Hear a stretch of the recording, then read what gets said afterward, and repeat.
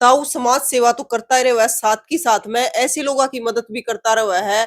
पिछली बार हमने देखा था कि 21-26 लाख रुपए दान कराया था एक दिन में, और अब जिनने अपने पति कारगिल युद्ध में जिनके पति शहीद हुए हैं, उनके खातर 6 लाख रुपए भाई, ऐसा ऐसा दिल सबका होना चाहिए। और ताऊ ऐसा है कि भाई उस चीज का ढंढोरा भी नहीं पीटता। हमने मेरा पट्टा राम ताऊ दो रहा है कि ताऊ आपने मारते बताई भी कौन है। और भाई जब बुरे काम का प्रचार हो सके तो अच्छे काम का क्यों नहीं होना चाहिए? तो अच्छे काम का भी प्रचार होना चाहिए, बेरा पटना चाहिए कि आज भी हमारे समाज में ऐसे लोग मौजूद हैं जो बिना किसी स्वार्थ के एक दूसरे की मदद करे है। सारे दर्शकों ने प्रियंका को हार्ड की राम राम।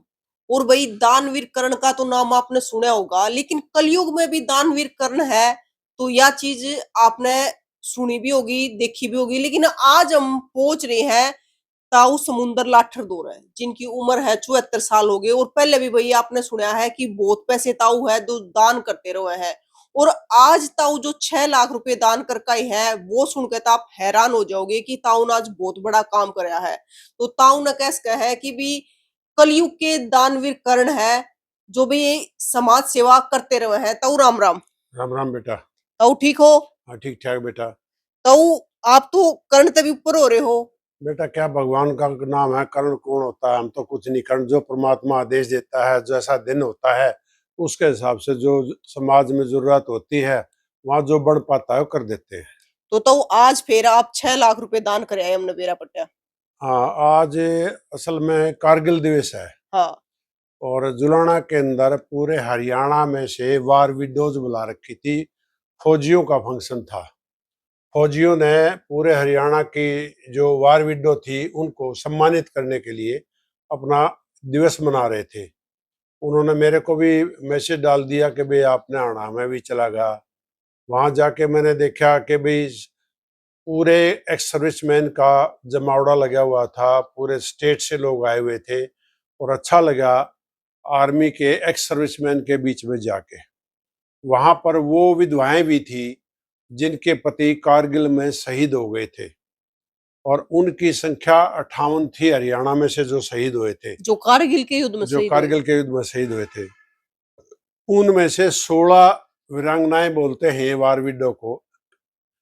वो हमारे प्रदेश की महिलाएं थी जिनके पति कारगिल युद्ध में चले गए थे। तो उनको सम्मानित करने के लिए पूरे हरियाणा के एक्स सर्विसमैन ने एक फंक्शन रखा जुलाना के अंदर और उसमें मैं भी गया। तो जब मेरा वहाँ पर नंबर आया कि भाई आप कुछ बताइए इनके बारे में, तो मैंने एक ही बात कही कि यहाँ भाषण क्या देना है, भाषण देने की ज़रूरत नहीं है, मैं तो यहाँ इनकी कुछ मदद करना चाहता हूँ। और वो मदद ये थी कि 58 पूरे हरियाणा में 58 थी, 58 के लिए मैंने बोला भाई इनके मैंने बैंक अकाउंट दे दो और इनके फ़ोन नंबर दे दो और इनकी लिस्ट दे दो। इनको 11-11 हज़ार रुपये हर एक 58 विधवाओं के खाते में मैं डाल दूंगा, जो अमाउंट लगभग 6 लाख रुपए बनता है। तो ये मैं आज वहाँ पर करके आया हूँ और मुझे इस बात की खुशी हुई है कि मैं किसी के काम आया। हालांकि कारगिल बहुत पुराना मुद्दा हो चुका है, लेकिन हमारा पुराना उनके उनके लिए है, उनके लिए नहीं है। जिनके गए भी पुराने हो चुके हैं उन परिवारों को आज भी सम्मान मिल रहा है। तो देश पर जो बलिदान देते हैं, हम देखते हैं गांव के अंदर जब एक डेड बॉडी आती है तो पूरा इलाका खड़ा हो जाता है। पूरा इलाका खड़ा होकर वहां पर पूरे राजनेता भी पहुंच जाते हैं, वहां सलामी देने वाले भी पहुंच जाते हैं और उस दिन तो उसको हीरो बना दिया जाता है। लेकिन बाद में उस परिवार की कोई देखभाल नहीं करता और वो उसके परिवार जो है ना, कहीं पर भी प्रशासन उसको प्रायोरिटी नहीं देता, उसको संभालता नहीं, उसके बच्चों को नहीं संभालता। तो इस वजह से मुझे इस बात का अच्छा लगा, जिनको गए भी इतने दिन हो चुके हैं फिर भी उन्होंने संभाला। और मैंने भी ये सोचा कि भाई ये कोई बात नहीं, उस दिन की आज की कोई बात नहीं है, आज भी हमें इनको संभालना चाहिए। इसलिए मेरे से जो बन पड़ा मैं दे के आया। तो देखो कारगिल युद्ध इतना पुराना हो गया, लेकिन भाई जिनने अपने पति उस युद्ध में शहीद हुए हैं, जिनके पति जिन बच्चे अपने पिता शहीद हुए हैं उनके, तो उनके खातर तो नया दिन हुआ है वो हर रोज। पुराना और नया कुछ नहीं होता, जिसके घर से व्यक्ति जाता है, जो सारी उम्र आदमी के बिना वो घर चलता है, वो बच्चे पलते हैं उस आदमी के बिना। वो औरतें बेचारी जो विधवा हो जाती है जवानी में, वो सारी उम्र कैसे रहती हैं आदमी के बिना, ये उनसे पूछो जिनके घरों में ये होता है। और जो लोग एक दिन के लिए सब इकट्ठे होकर उनको इतना बड़ा सम्मान देते हैं ना, वो पता नहीं बाद में वो समाज कहाँ चला जाता है, कि उनको संभालना चाहिए, उनको देखना चाहिए। और हमारी ये ड्यूटी बनती है। और खासकर वो जो देश देश पे शहीद होते हैं, हम तभी तो घर में सुरक्षित बैठे होते हैं जिसके बदले में किसी ने जान दी होती है। और जो जान देने वालों को भी हम अपनी कमाई में से कुछ हिस्सा अगर नहीं दे सकते, तो हम किस बात के साहूकार, किस बात के हम लायक हैं। परमात्मा ने हमारे को लायक बनाया है, तो उनकी हमें कदर करनी चाहिए। और मैं तो हमेशा एक्स सर्विसमैन जितना भी है, उनके लिए कहीं भी कोई प्रोग्राम होता है तो मैं उनके लिए खड़ा हो जाता तो ये जो प्रोग्राम होता है कारगिल दिवस पे वॉर विडो के लिए, हूँ। तो हर साल होता है?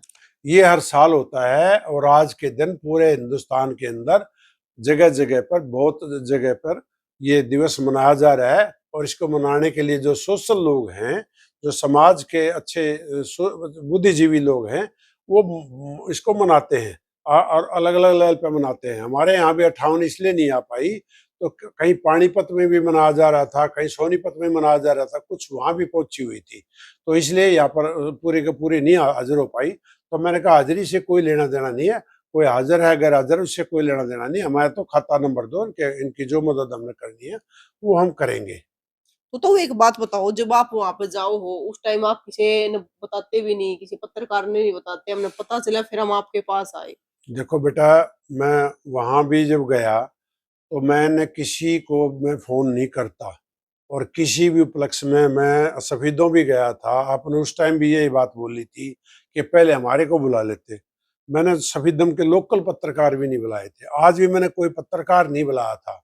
आज भी मैंने वहां पर तो उनके जो अपना खुद ही उन्होंने बुला रखे थे कवर करने वाले, उन्होंने डीएन हरियाणा करके था, उसने बाइट मांगी हमारे से, तो मैंने उसको बाइट भी दी थी। और वहाँ प्रेस के लोग भी आए हुए थे, अखबार भी सारे आए हुए थे, उन्होंने भी बाइट ली थी, मैंने उनको भी दे दी थी। लेकिन मैं किसी को नहीं बुलाता। ये तो जो फंक्शन ऑर्गेनाइज करते हैं उनका काम होता है बुलाना और प्रचार करना। मैं प्रचार के लिए नहीं गया, और ना मैंने वहां पर 2-5 मिनट से ज्यादा मैं बोला भी नहीं। मेरा मकसद एक ही था भाई, मैं तो किस काम के लिए आया हूँ, मैं यहाँ स्पीच देने नहीं आया, भाषण नहीं देना मैंने।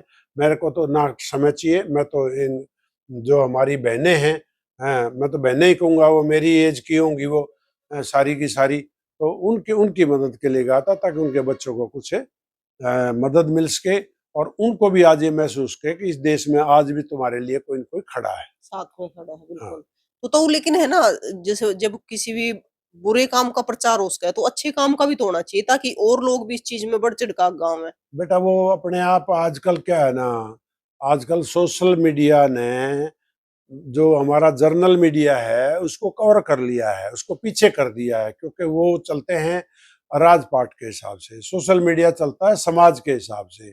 और समाज के अंदर, सोशल मीडिया के अंदर, आप जैसे जो यूथ लोग हैं, जो जो आज अच्छी चीजों का प्रचार कर रहे हैं, वो अपने आप पहुंच जाते हैं, एक दूसरे से खबर ले लेते हैं। आप भी तो आ ही गए ना कहीं से, आपको भी तो पता चल ही गया होगा ना कहीं न कहीं से, तो इसलिए आ जाते हैं।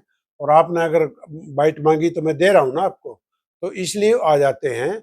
और आप लोगों जो अच्छी चीज का प्रचार कर रहे हो, तो हम तो आपका भी धन्यवाद करते हैं। आप अच्छी चीजों को समाज में मुहैया कराते हो, उनको वहां तक पहुंचाते हो, तो आप भी इस बात के धन्यवाद के पात्र हैं।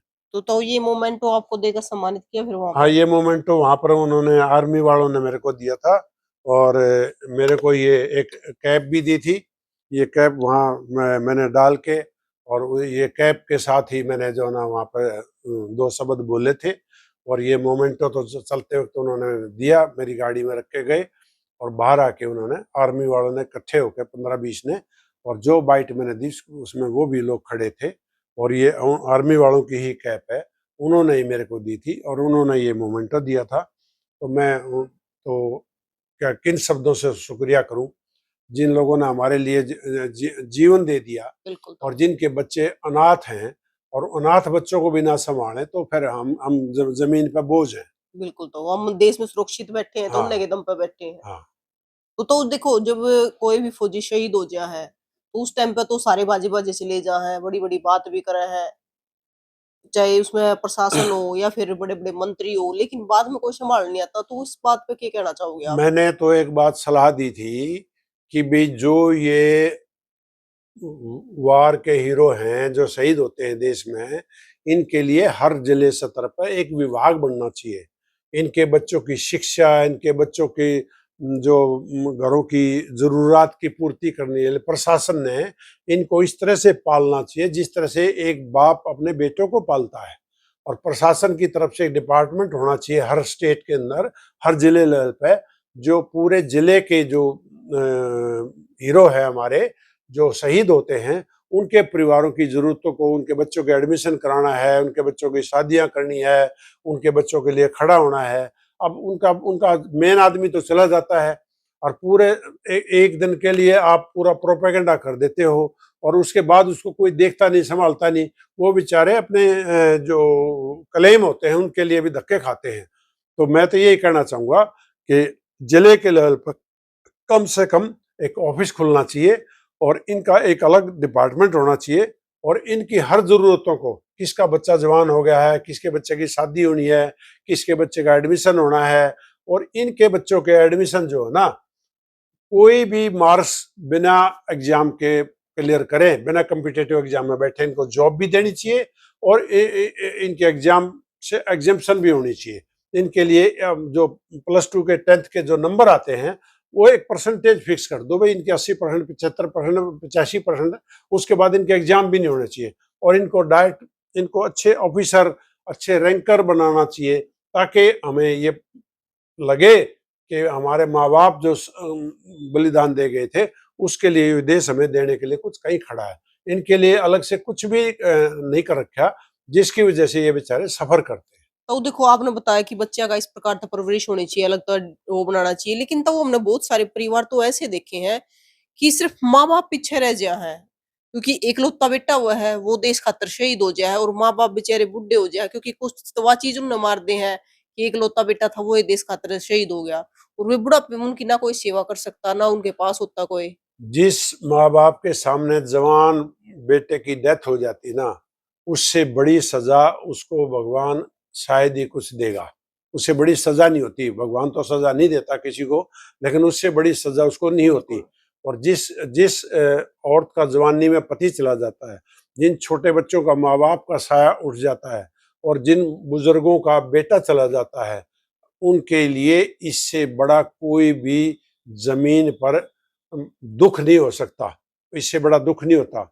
लेकिन हमारे लोगों को क्या, किस चीज की होड़ पड़ी हुई है, अपने मतलब की भाषा और अपने मतलब की बात के लिए तो हर जगह खड़े हो जाते हैं, लेकिन इनके लिए खड़ा होना, इसलिए मैं तो वहां गया, मेरे को तो ये लगा कि मैं पता नहीं कहाँ आ गया मैं।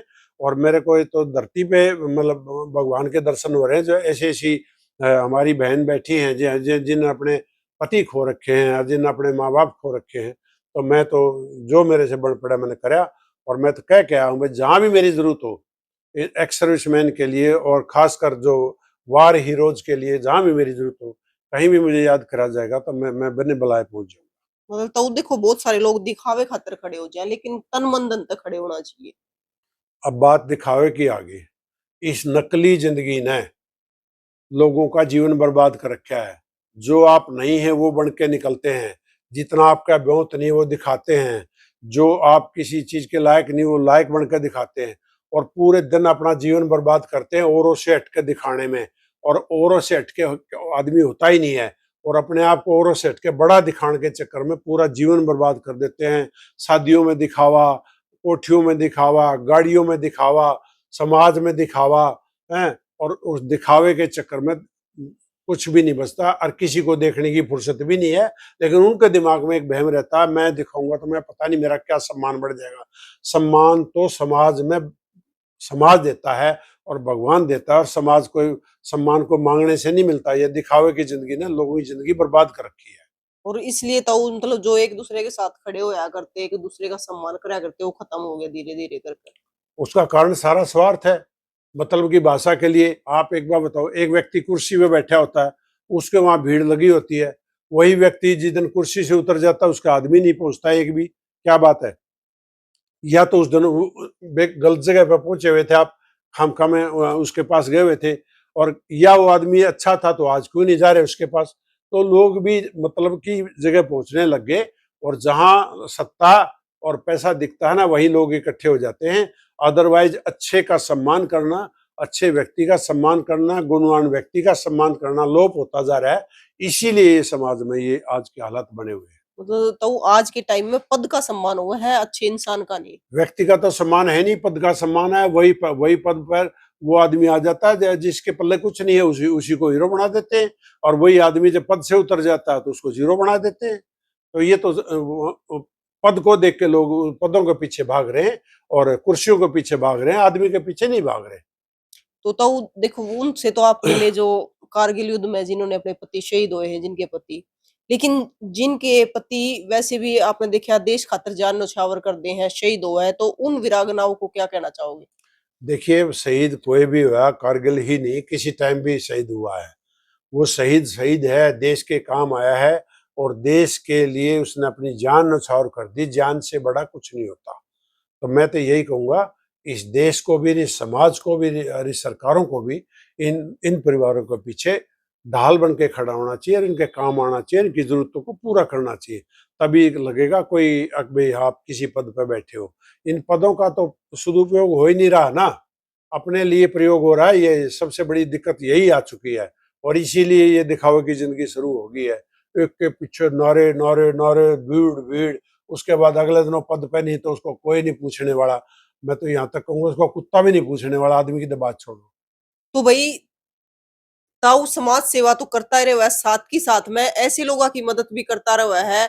पिछली बार हमने देखा था कि 21-26 लाख रुपए दान कराया था एक दिन में, और अब जिनने अपने पति कारगिल युद्ध में जिनके पति शहीद हुए हैं, उनके खातर 6 लाख रुपए भाई, ऐसा ऐसा दिल सबका होना चाहिए। और ताऊ ऐसा है कि भाई उस चीज का ढंढोरा भी नहीं पीटता। हमने मेरा पट्टा राम ताऊ दो रहा है कि ताऊ आपने मारते बताए भी कौन है। और भाई जब बुरे काम का प्रचार हो सका है तो अच्छे काम का क्यों नहीं होना चाहिए? तो अच्छे काम का भी प्रचार होना चाहिए, बेरा पटना चाहिए कि आज भी हमारे समाज में ऐसे लोग मौजूद हैं जो बिना किसी स्वार्थ के एक दूसरे की मदद करे है। तो साथियों तस्वीर ने शेयर करियो, और ताऊ समुंदर लाटर के लिए आपका क्या कहना है वो भी जरूर बताइयो। फिर मिलेंगे। जय हिंद।